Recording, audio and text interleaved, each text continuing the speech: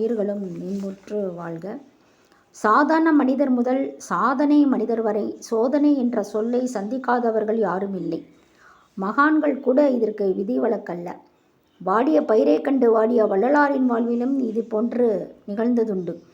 அவர் அருளிய திருமுறைகள் முதல் 4ஐயும் தொகுத்து திருவருட்பா என்று பெயரிடப்பட்டுள்ளது.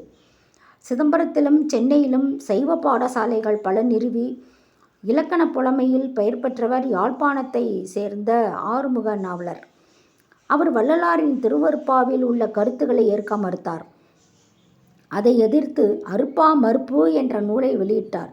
பின் மறுப்புக்கும் இன்னொரு எதிர்ப்பு நூல் வந்தது.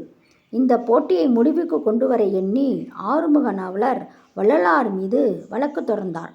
கடவுள் இல்லை என்கிறார், ஆலயங்களை அவமதிக்கிறார், அவருடைய செயல்கள் மூலம் மத உணர்வு கொண்டவர்களின் மனம் புண்படுகிறது, திருவருட்பா என்ற நூல் இவர் எழுதியதில்லை என்பதுதான் அந்த வழக்கு.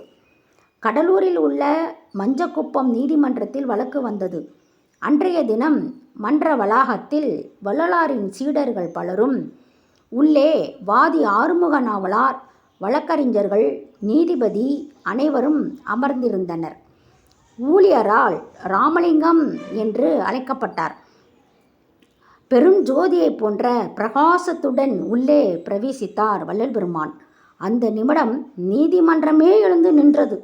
வாதி ஆறுமுக நாவலார் வள்ளலாரை கண்டு எழுந்து நின்றதுடன் சிரம் தாழ்த்தி வணங்கினார். இதை கவனித்த நீதிபதி, நீங்களோ இந்த வழக்கின் வாதி, பிரதிவாதியை கண்டதும் எழுந்து நின்று வணங்கியது ஏன் என்று கேட்டார்.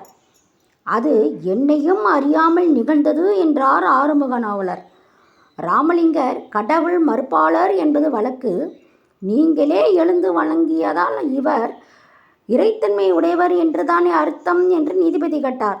மௌனமாய் இருந்தார் ஆறுமுக நாவலர். இந்த ஒரு காரணம் போதும் என்று நீதிபதி வழக்கை தள்ளுபடி செய்தார்.